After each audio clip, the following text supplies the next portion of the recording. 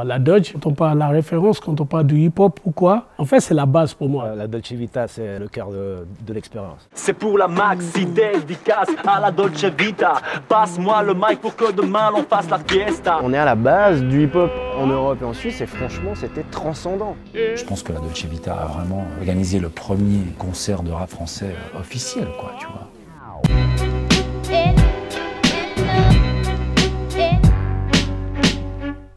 Le rap fête cette année ses 40 ans puisqu'on considère qu'il est né officiellement en 1979 avec le single Rapper's Delight de Sugar Hill Gang. The Sugar Hill Gang. En Suisse, cette musique arrive un peu plus tard et prend vite ses quartiers dans des lieux emblématiques. Aujourd'hui, on est à Lausanne pour replonger dans l'histoire de la Dolce Vita, une des premières salles à programmer des gros concerts rap. Précision, le lieu existe toujours mais s'appelle désormais Espace Autogéré. Pour des raisons idéologiques, on n'a pas été autorisé à filmer dedans, mais c'est pas grave car on va aller parler avec les personnes qui ont connu la Dolce Vita à l'époque. Let's go!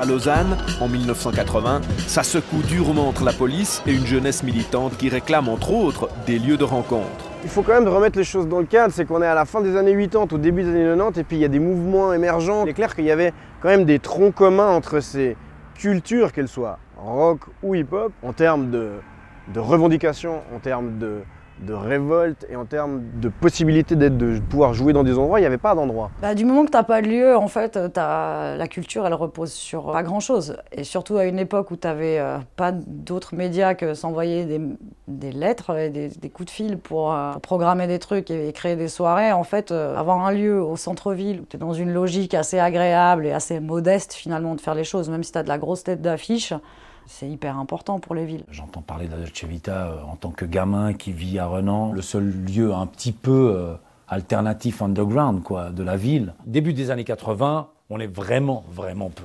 On fait du break. Moi et Nega, on était danseurs pour le groupe de Yvan en fait. C'est Nega, l'agent double. Yo, c'est Stress alias Sludge tout le temps. Yvan, concepteur musical du Double Pack. Tout le monde sait qui fait mon cul par le biais de la MPC. Oh, oh. On s'est rencontrés à la Dolce Vita dans un battle de danse en fait. On s'est fighté pendant 1 heure à faire des solos chacun. Et après on est sorti, il me dit toi tu t'appelles comment, tu viens d'où? Et puis moi j'ai raconté mes trucs et c'est comme ça qu'on s'est connecté. Après moi je suis allé à Genève, il m'a présenté tous les petits boss, etc. La Dolce Vita c'est le Tinder de Double Pacte. Absolument. Je tire un chapeau à ce lieu et aux gens qui le tenaient parce que c'est quand même, je pense, les premiers qui ont invité des énormes artistes rap américains dans cette petite salle. Et les seuls intéressés étaient les amoureux de la culture hip-hop de Lausanne et on n'était pas beaucoup. On est les deux qui organisaient avec Jones, les Soul Clap Sound. Nous, d'où je viens, c'est Nigeria. On avait le lien avec les États-Unis. Au début du hip-hop, j'ai écouté depuis tout petit. Donc, Curtis Blow, Sugar Hill Gang. Et ce qui m'a marqué vraiment après plus tard, c'est le concert de Gangstar. Quand ils sont venus, quand ils étaient tous là. On a eu la chance de voir Gangstar, je crois, 2 fois. Big L, Redman, Mad Lion, Ed O.G. Enfin tout ça, c'est quand même des noms qui, pour l'époque, nous ont marqués, quoi. La Dolce Vita, c'était exactement l'endroit où tu pouvais découvrir les futurs grands talents, avant qu'ils ne le deviennent en fait, avant qu'ils ne deviennent grands, et prendre des claques, quoi. On avait organisé une soirée sur le Clap Sound avec Das FX en concert, donc quand même, pour remettre ça dans le cadre, on est au début des années 90. Je regardais le concert de Das FX, après, genre j'avais 15 ans, donc ma mère elle est venue me chercher, et je suis allé au Pont Bessières, et mec, il y avait Eric Sermon.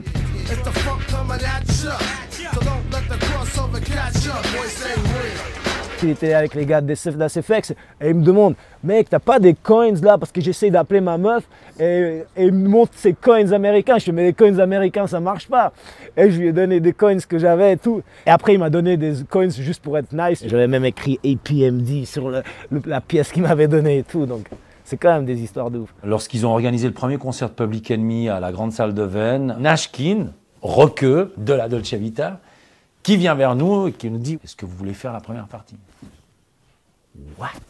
On est monté sur scène, on a fait 3 titres. Quand on termine le concert, je vais en backstage, je parlais pas l'anglais à cette époque. Fou de joie, je me pose sur une table comme ça, je m'essuie la transpiration et tout. Et il y a Flavor Flav qui débarque, il se met comme ça en face de moi. et il me hurle dessus.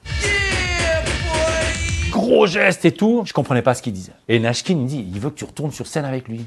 Avant le concert de Public Enemy, il y a Flav qui prend le micro, il hurle sur les gens en disant « Faites du bruit pour ce mec !» et tout. C'était genre le grand moment de jubilation absolue, tu vois. Aussi de flip, on a flippé puisque on connaissait pas cet univers Black Power. Est-ce qu'ils vont pas halluciner de voir un groupe de petits blancs becs faire du rap en français? Est-ce qu'ils vont pas genre nous tirer dessus, tu vois? Dans les bases du milieu hip-hop en Suisse, c'est forcément des familles, des gens issus de l'immigration, que ce soit les Espagnols, que ce soit les Italiens, et on se retrouvait tous. Et il est vrai que la communauté africaine était très peu présente, elle l'a été par la suite un peu plus. Et nous, à un moment donné, on s'est retrouvés, la communauté, les enfants d'immigrés africains, à Lausanne, en se disant mais on est très peu en fait, on est une minorité dans la minorité.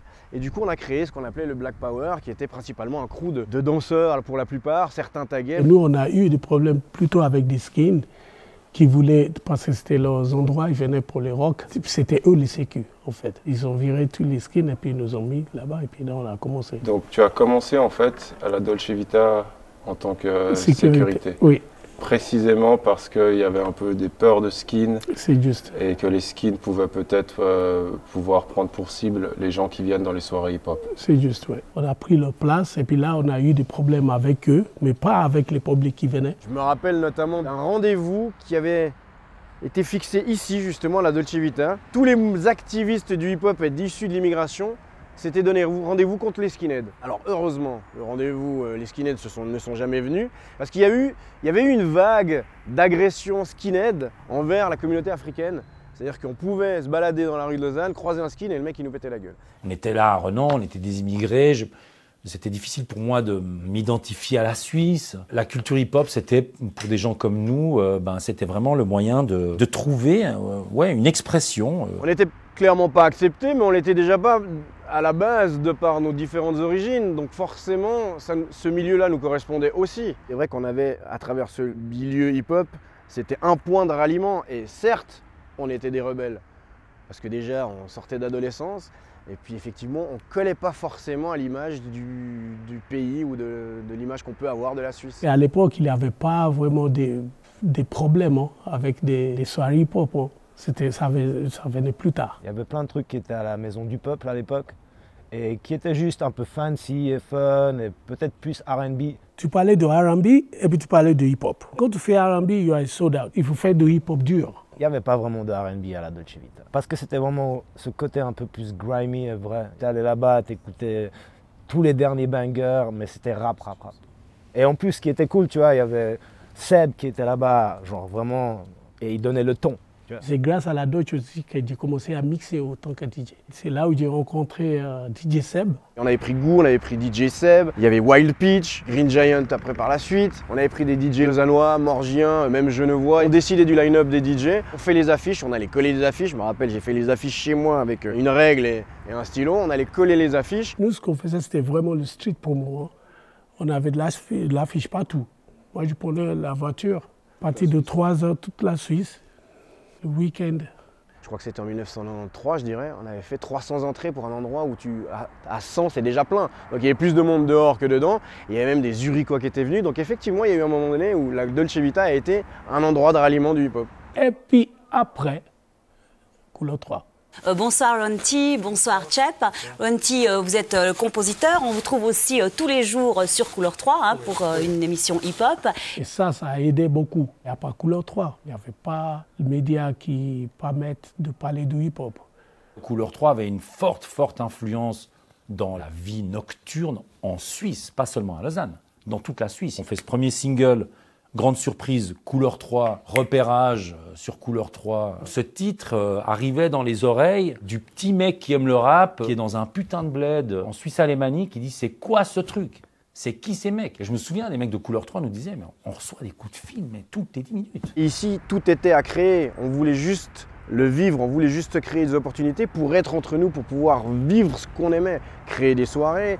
On a commencé à organiser ces soirées Soul Clap Sound, c'était l'équipe d'Extrava System ici à la Dolce Vita pour qu'il y ait des soirées qui se fassent à Lausanne en dehors de la coupole ou d'autres endroits qui le faisaient déjà. Et après, par la suite, les émissions de radio, ce genre de choses qui ont fait que, en étant actifs, on a fait en sorte que ce petit microcosme hip-hop grandisse. Pour moi, la Dolce Vita, c'est le cœur de l'expérience. C'était un monde assez merveilleux où tu allais voir tous ces gens qui faisaient partie de cette microculture et qui étaient tous là-bas et qui, quand ils étaient là-bas, ils étaient tous à l'aise. C'est ce que je veux dire, parce que tout le monde se connaît et il y avait une vraie vibe entre les gens. Beaucoup de gens disent ouais, le hip-hop c'était mieux avant, le rap c'était mieux avant. Bon, c'est du bullshit. Mais oui, parce qu'il y avait un côté tellement fraternel. Pourquoi? Parce qu'on était tellement peu que lorsqu'on se retrouvait à être beaucoup, parce qu'on s'était tous réunis, eh ben, il y avait un truc genre putain, on est en train de défendre un truc qui existe et on est en train de le faire exister nous aussi. Tu te souviens de cette époque où tu étais tagger, où tu t'appelais Jace, où tu apparais d'ailleurs dans des archives de la RTS un peu flouté? Le tag, T-A-G. J'ai pris conscience qu'il y a d'autres moyens pour se défouler dans le move, que de taguer. Après on se dit bon bah il faut arrêter, je veux dire on va pas taguer toute notre vie. On nous avait demandé si on voulait participer à ce reportage sur les tags et j'avais dit oui, mais étant employé de la commune, il faut que je sois flouté. Donc, mais bien sûr, c'était une belle époque. La fin de la Dolce, c'est 99-2000. Il y a des gens qui avaient vachement de peine, je pense, à faire le deuil de la Dolce Vita, tu vois. Genre, ils avaient un côté un peu c'était mieux avant, mais 10 ans plus tard, même, ils continuaient de dire que c'était mieux avant. Puis t'as envie de leur dire, c'est peut-être un peu tes 20 ans qui étaient mieux avant. En fait, tu regrettes ta jeunesse, tu regrettes pas forcément un lieu, tu vois. Il y a toujours cette humilité suisse où on se dit, ouais, mais nous, on est les petits Suisses, alors on fait les choses moins bien faites. No way! On a fait ça très bien. Et les Français, ils étaient là, ils étaient wow. Tu liras pas ça dans les bouquins d'histoire du rap français que tu vas trouver à la Fnac à Paris. Hein. Tu trouvais ce côté New York, grimy à la Dolce Vita. Donc j'ai l'impression que j'ai eu l'opportunité de voir cette culture ou de la sentir vraiment d'une manière tellement authentique en fait. Il y a quelque chose de très fédérateur. On est dans un endroit où je pense les murs, ils ont vécu longtemps. Ils ont suinté longtemps les décibels, la bière, la fête et une envie un peu de créer un espace de liberté. Du moment que tu as une énergie qui est insufflée par un groupe ou par même des individus séparés pour faire des trucs, voilà, des soirées, des événements, des workshops, j'en sais rien, tu vois, ce truc-là, il va perdurer. C'est cet esprit-là, je pense, que le lieu abrite depuis longtemps et probablement, si ça se passe bien, continuera d'abriter encore pour des années. La Dolce Vita a clairement eu un impact très important dans l'évolution du mouvement et du milieu hip-hop en Suisse, et plus particulièrement en Suisse romande, parce que donner la possibilité à des promoteurs locaux qui n'avaient jamais fait de soirée, mais qui étaient issus du milieu, de pouvoir l'en faire, forcément, ça a donné la possibilité au mouvement lausannois et hip-hop en général de pouvoir se créer. Il ne faut jamais oublier qu'il y a forcément des gens avant qui ont donné la possibilité à ce que les choses aujourd'hui puissent se faire. Et il faut rendre hommage quand même à un endroit alternatif comme la Dolce Vita, même si aujourd'hui le hip-hop se vit peut-être moins dans des endroits alternatifs, mais s'il n'y avait pas eu ces endroits, on n'en serait pas là aujourd'hui.